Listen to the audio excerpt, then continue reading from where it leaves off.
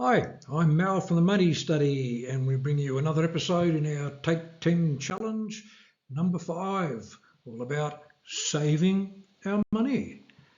Before we kick off with the details, there's my disclaimer. Facts, it's figures, it's information, it is not advice.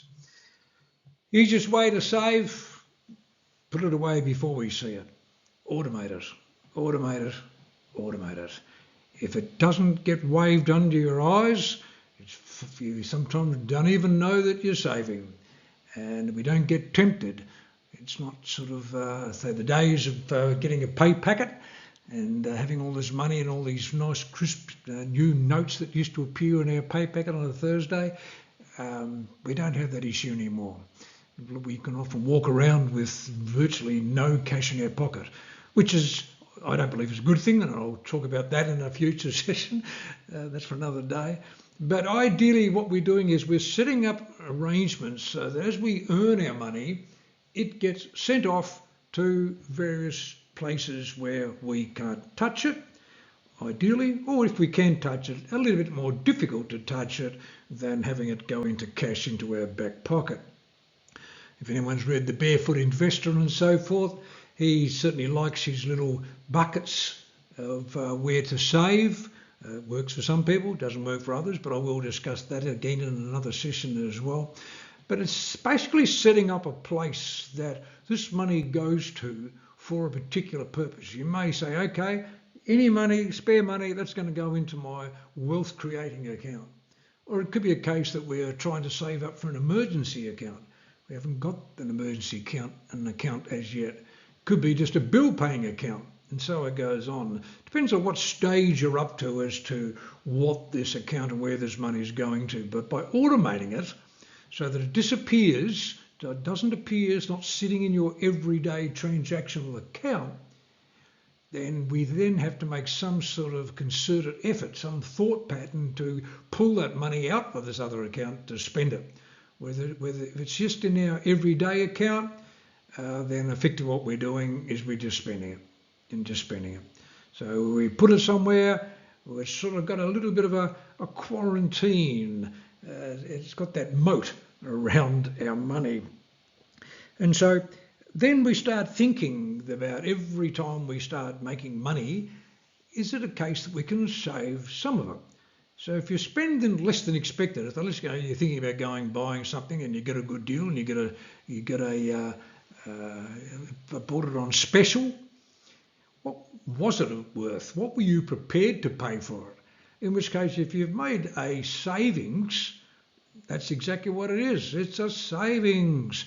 And so we can, if we're prepared to spend X on it, but we've got it for X minus Y, take that difference and basically plonk that into our savings account. So we're going to save the difference, make it actually is a savings rather than just say, yep, gee, I saved on that. Well, did you save on it? If you then turn around and what you saved, spend it on something else.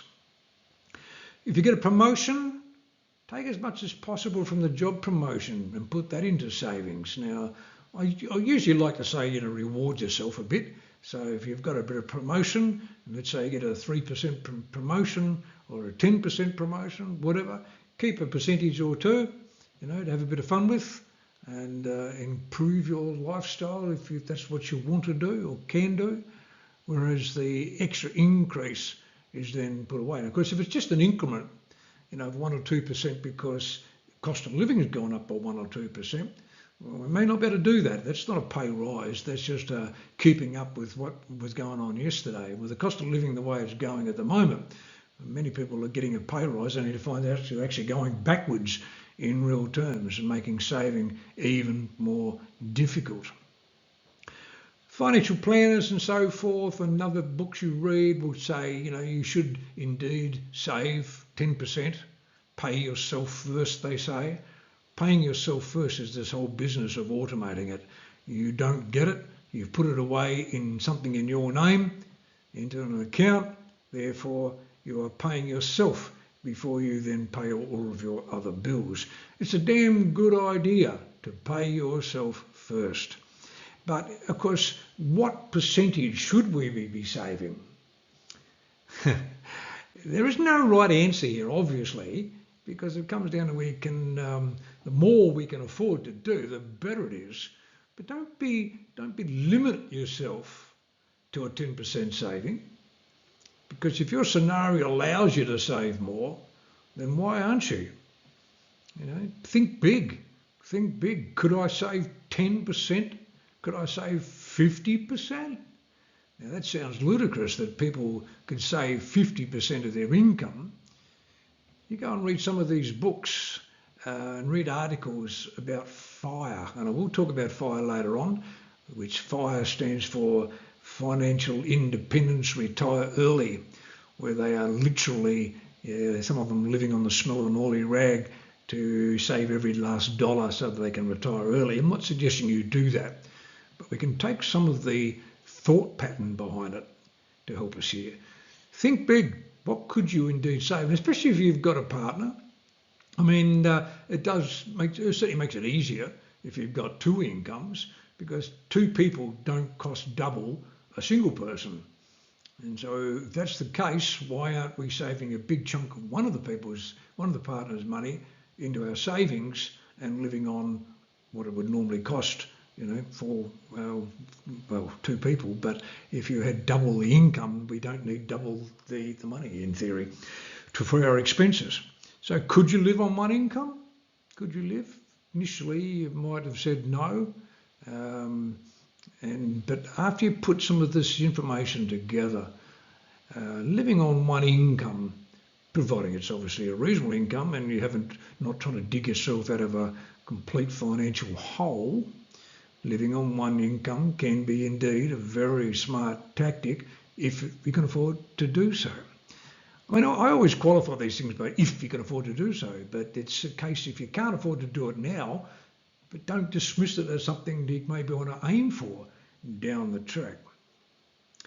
So, and if you've paid out a debt, so you've paid off a credit card, you've paid out your car loan, you've paid off your mortgage, would be lovely, but you've actually paid out a debt, then instead of just saying, you little beauty, I've got more money and I'm going to go out and buy this and buy that and whatever, have a think about this whole business that if you pay out a debt, the amount of money that you are putting aside for that debt, hopefully you were surviving before when you had the debt.